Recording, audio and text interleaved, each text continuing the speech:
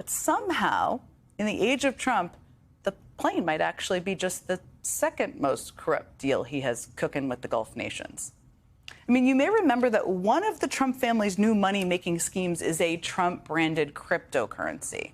Earlier this month, an investment fund backed by the government of the UAE announced that it would be using the Trump family's cryptocurrency for a $2 billion investment, propping up Trump's cryptocurrency and essentially channeling millions into Trump's family business.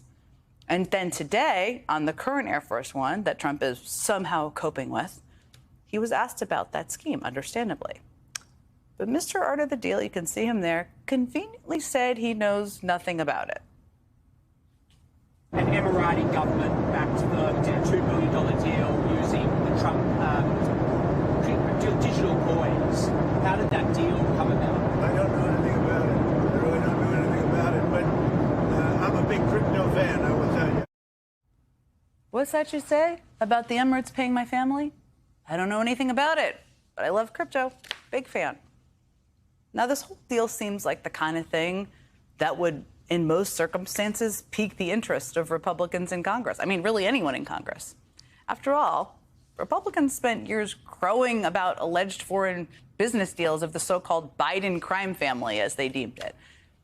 I mean, a $400 million plane plus a $2 billion crypto deal from the governments of countries in the Middle East does kind of make all of that seem like small ball, but that aside.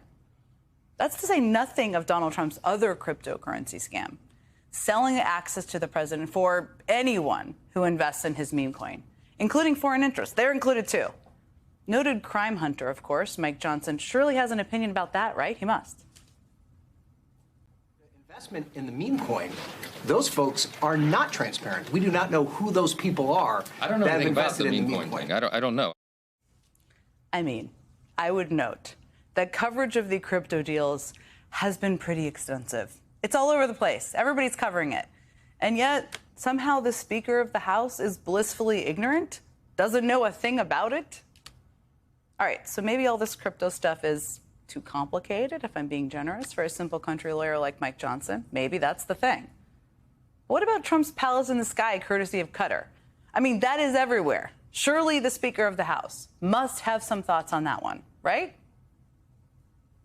If the president were to accept an airplane from the Qatari government, should Congress have approval over that kind of gift? Look, I've been a little busy on reconciliation, so I'm not following all the twists and turns of the Qatar jet. I've certainly heard about it. I'm going to leave it to the administration. They know much more about the details of that, okay? It's not my lane. I mean, first of all, it's not at all very twisty or very turny. It's a $400 million plane from Qatar that experts say could cost American taxpayers $1 billion. And again, it's hard to turn on a television and not see coverage of the plane. But hey, it's on his lane. So, you know, maybe he could ask whoever is supposed to approve presidential emoluments, right? Maybe he could ask that question of somebody. That would be, hold on, let me just check my notes here. Who does that? Oh, right, yeah, the United States Congress, of which he is the highest ranking member. It's literally their responsibility to approve such things. But really, this may be nothing more complicated, it probably is, than Mike Johnson taking a page right out of Donald Trump and his administration's know nothing, we know nothing about it playbook. I mean, today alone was quite a day of blissful ignorance on Capitol Hill, quite a day. Because multiple members of Trump's cabinet testified today, facing questions about the very departments they are supposed to be running. But surprise, surprise, they all don't seem to know anything either. I mean, take, for instance, Trump's health secretary, Robert F. Kennedy Jr. He is currently overseeing America's response to an unprecedented measles outbreak. Unprecedented. More than 1,000 people in this country have been infected with measles. More than 3 times the total number of cases than last year. And of course, we're only in May, so it's only probably going to go up. But apparently, that's not the HHS secretary's lane. If you had a child today, would you vaccinate that child for measles? For measles, probably for measles. You know, what I would say is my opinions about vaccines are irrelevant. I don't want to seem like I'm being evasive. Yeah. But I don't think people should be taking advice, medical advice from me. Do you love how he just seems like he just found himself on a panel? Okay, listen, I hate to agree with RFK Jr. on this one, and I rarely agree with him. Yeah, we probably should not be taking the medical advice of a notorious vaccine skeptic during a historic outbreak of an entirely preventable disease. But that said, he is, of course, the Secretary of Health and Human Services. I didn't pick him. Trump did. The Senate approved him. And that job means he's overseeing the entire health apparatus responsible for giving exactly that kind of guidance to the American people. That's his job. But at the very least, he's not a health expert somehow. He should at least know what's going on operationally in his own department, right? Secretary Kennedy, how many staff have been cut from the NIH's clinical center? I want a specific number. I can't tell you that now, Senator Murray. What I can tell you is that if you contact my office tomorrow, I'll look specifically into that. Well, that is not acceptable. RFK Jr. can't tell you how many people have been cut from the NIH. It's literally his job to know that. And I just want to stipulate, and I think this is an important point, that these hearings happen every budget season. I mean, these cabinet members have weeks to prepare. The hearings are scheduled weeks in advance in coordination with the agencies and scheduling teams who work for the people who are running the departments. None of this is a pop quiz. They're all predictable. All the questions that are probably going to come up, including questions about the very agencies and the budget of the agencies they're supposed to be running. And somehow, yet, they're totally unprepared. Now, of course, that includes, and don't worry, I wasn't going to forget him, former reality TV star and current Transportation Secretary Sean Duffy. He has been overseeing the Transportation Department, of course, for more than 100 days. And yet all he can seem to muster is some bizarre blame he keeps repeating on the previous administration.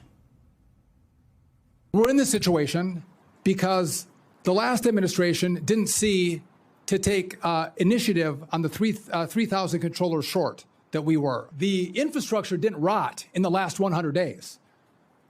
We didn't have 3,000 controller shortages in the last 100 days. There was 4 years that came before where nothing was done. Okay. A couple of points here for Mr. Real World. First, the Biden administration actually passed the biggest infrastructure investment in American history.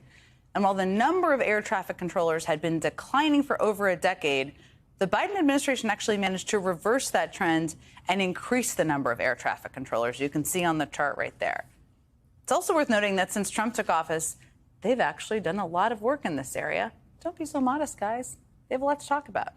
I mean, they pushed out the head of the FAA after he pushed back on Elon Musk, fired the vice chair of the National Transportation Safety Board, gutted a key aviation safety committee, all of those things. Don't ask Secretary Duffy about any of that. He's only been on the job for 114 freaking days. Maybe at day 50, he'll really hit his stride. Guess we'll see. While he doesn't know what's going on at his agency, he sure did know enough to change his own wife's recent flight itinerary so that she wouldn't fly into the glitch-plagued Newark International Airport, something he admitted publicly. But guys, the whole point here is it's the same story at every one of these hearings. It doesn't matter which party is asking the questions. Just look what happened when a MAGA member of Congress tried to lob Homeland Security Secretary Kristi Noem a softball about whether she agrees with the White House's harebrained idea to suspend due process for immigrants. Are you open and supportive of this constitutional option to suspend the writ of habeas corpus to keep Americans safe and carry out the president's agenda? Well, this is something that's not in my purview to weigh in on. This is the president's prerogative to pursue, and he has not indicated to me that he will or will not be taking that action.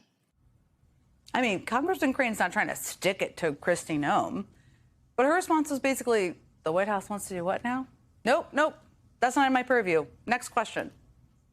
But perhaps the most telling moment in all of these hearings was when Secretary Noem literally had to avert her eyes in order to retain her blissful ignorance. Little backstory here, which you likely remember.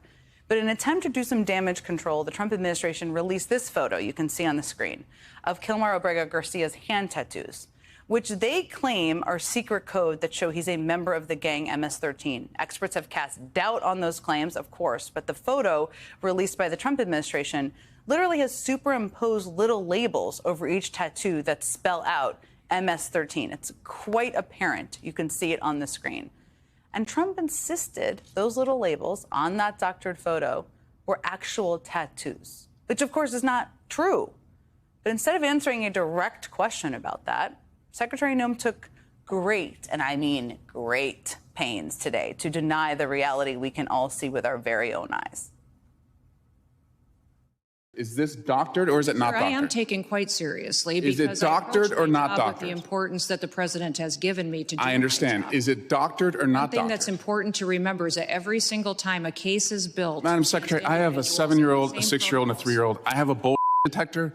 I'm just asking you, is this doctored or not doctored? Sir, the protocols in the case built against Can you Enrico answer the Garcia question? were exactly the same. Madam Secretary, I don't have any knowledge as to that photo you're pointing to. Okay, can you I take don't, a, sir. can you show her the photo? My question is the numbers and the letter MS-13. Could you look at the photo, please? It's right in front of you. Are you saying Abrego Garcia is not a wife beater? No, ma'am. That he's not a criminal. Ma'am, it's so telling never a that you mistake won't look at the for him, photo. and we will not be bringing. Was him back it to doctored or not? In staying here, Can you look to your right at the photo in front of right you? away. Madam Secretary, can you look to the right at the photo in front of you? Are those doctored or not? Sir, is that actually on his hand or not? This is unbelievable to me that you're focused. It's unbelievable to me that you can't look at the photo and tell the American people. I looked at the photo, but I don't have any knowledge as to this photo. I don't have any knowledge of the photo. Really? It's literally, I mean, it was like here. It was like feet away from her face. She had to avert her eyes not to look at the photo. But no one in the Trump administration seems to know what's going on these days. Or at least they've decided that blissful ignorance is preferable to answering the actual questions. But here's the thing. The American people know what's going on. They've shown that in protests after every day of the week in every corner of the country. And they've shown it to us poll after poll after poll. A recent CNN poll found that voters support trying to bring Kilmar Abrego Garcia back to the U.S. by a 36-point margin.